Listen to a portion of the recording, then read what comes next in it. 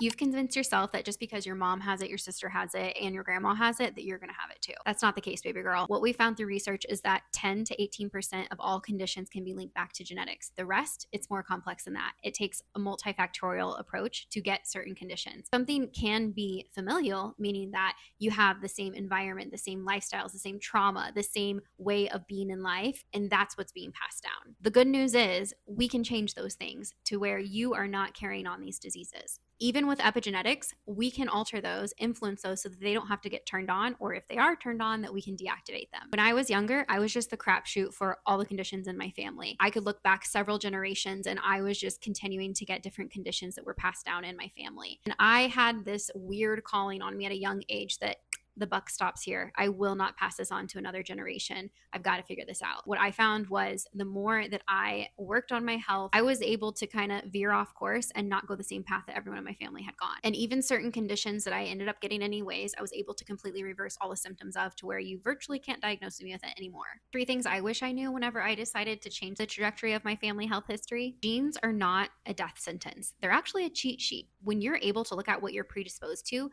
you can make informed decisions on how you're going to live your life. 2, healing is always possible. I'm talking complete symptom reversal, conditions that you'll just have for lifelong going into remission. And 3, old Benny Franklin said it best, an ounce of prevention is worth a pound of cure. The quicker you can start taking care of your health, looking at what is the family history coming down my way, how can I start protecting against that now, you are going to save yourself a lot of trouble and headache. When we try to reverse those symptoms and conditions, it's a lot of work, it takes a lot of time, and it can be a full-time job. So if you can prevent it, it is so much more worth it.